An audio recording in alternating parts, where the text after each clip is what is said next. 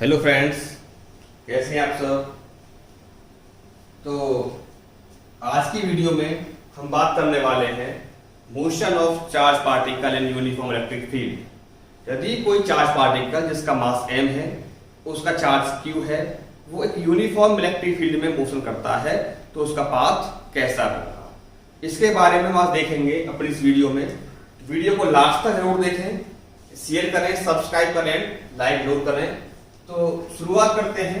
Suppose हमारे पास एक electric field आपका इन दो प्लेट के बीच में लगा हुआ है। हम जानते हैं कि यदि आपकी एक प्लेट प्लस की है, एक प्लेट माइनस की है, तो इस स्पेस में आपका इलेक्ट्रिक फील्ड आपका इस तरह से लग रहा होगा। और यहां से एक पल्स क्यू चार्ज जिसका मास m है, v स्पीड से इसमें एंटर करता है। तो suppose it is your origin, तो अलोंग एक्स एक्सिस, यहां पर मैं इसको O, ये आपका एक्स एक्सिस, ये आपका वाई एक्सिस है। तो velocity along X axis is vx, ठीक, and velocity along Y axis is vy। तो इसको यहां पर लेते हैं फिलहाल ux। u का मतलब initial velocity along X axis, initial velocity along Y axis. यहां पर पॉइंट P की बात करें तो पॉइंट P पर velocity along X axis suppose vy and velocity along Y axis is vy। तो चूंकि आपका ये ओरिजिन है, मैंने मान लिया है कि पॉइंट P का कोऑर्डिनेट है वो x, y है। इसका मतलब होगा y का वर्टिकल डिस्प्लेसमेंट, x का मतलब O से इस पॉइंट का horizontal displacement. d suppose l length आपकी है प्लेट्स की, तो इलेक्ट्रिक फील्ड आपका इस स्पेस में लग रहा होगा यूनिफॉर्मली। क्योंकि चार्ज आपका प्लस का है और फील्ड आपका कैसा है, अपवर्ड है। तो हम जानते हैं कि इलेक्ट्रिक फील्ड में यदि आपका चार्ज प्लस का रखा गया है, तो वो फील्ड की तरफ आपका मूव करना स्टार्ट कर देता है। इस पे लगने वाला फोर्स होता है F इक्वल टू QE। यदि आपका चार्ज का वैल्यू Q है और ये आपका इलेक्ट्रिक फील्ड है, तो इस पे लगने वाला फोर्स कितना होगा, F इक्वल टू QE से इसको आप निकाल सकते हैं। तो यहां मैं देख रहा हूं इस डायग्राम में, ये मेरा चार्ज पार्टिकल है, वो अलोंग x एक्सिस भी जा रहा है, तो अलोंग y एक्सिस भी जाएगा। बिकॉज इस पे एक फोर्स लगेगा, किधर को लगेगा, अलोंग y एक्सिस। क्यों लगेगा, क्योंकि जो मेरा इलेक्ट्रिक फील्ड है E किधर को लगा हुआ है, वो अपवर्ड डायरेक्शन में। चार्ज कैसा है, प्लस का है, तो इस पर एक फोर्स आपका लगेगा अपवर्ड डायरेक्शन में, ठीक। तो यहां से हम एक बात अब देखते हैं कि O से P तक जाने में आपका दो तरह का मोशन हुआ है, हॉरिजॉन्टल और वर्टिकल। तो पहले बात करते हैं हॉरिजॉन्टल मोशन के बारे में। तो फॉर हॉरिजॉन्टल मोशन, तो हॉरिजॉन्टल मोशन में क्या करेंगे हम, तो पहले हम बात करते हैं हॉरिजॉन्टल मोशन के बारे में। तो सपोज पॉइंट O से पॉइंट P तक आने में इस चार्ज को टाइम लगता है suppose t seconds.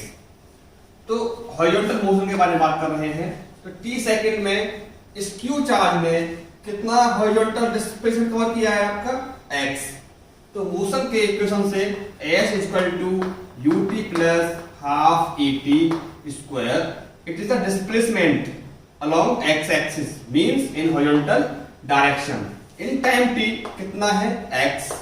Velocity along x axis in initial time कितनी है आपकी, it is v, vx equal to v, जिससे वो एंटर किया था उस स्पीड का है आपकी, that is v time is t plus half acceleration along x axis.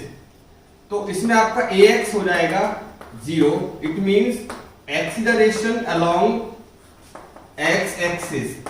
ये 0 क्यों हुआ है, क्योंकि किसी ऑब्जेक्ट पर जब कोई फोर्स नहीं लगेगा तो उसका एक्सेलरेशन कितना होगा, 0। It means no change in velocity, because इस चार्ज पार्टिकल पर जब ये इसमें एंटर करेगा अलोंग एक्स एक्सिस कोई फोर्स नहीं होगा। इस वजह से उसका क्या हुआ, acceleration 0, because force along X axis 0। इसका मतलब mass into acceleration in X direction equal to 0। m पहुंच जाएगा 0 में, ax इक्वल टू 0, तो equal to a0 time square. तो it is x equal to vt, ये आपको मिलेगा।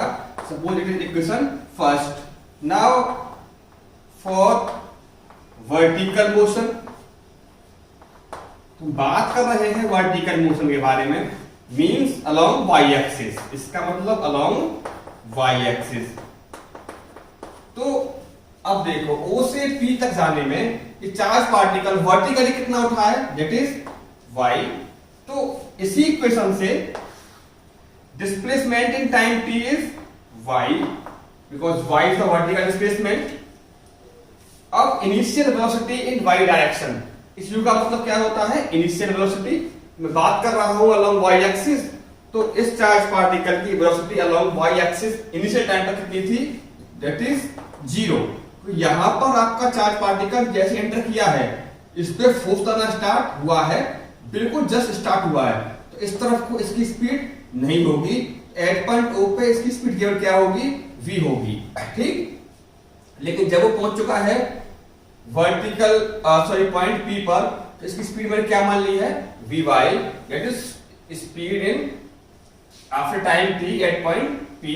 तो वेलोसिटी इनिशियल कितनी होगी इसकी, 0 p plus half, but acceleration आपका इस तरफ को होगा। क्यों होगा, क्योंकि इस पे लग रहा है फोर्स। मैं हैश घुमा देता हूं, आपका इलेक्ट्रिक फील्ड ऊपर को है, चार्ज पार्टिकल Q है, इलेक्ट्रिक फील्ड आपका ये है, तो इस पे लगने वाला फोर्स क्या होगा, F इक्वल टू QE। तो F का मतलब होता है MA इक्वल टू QE, तो A equal to QE over M।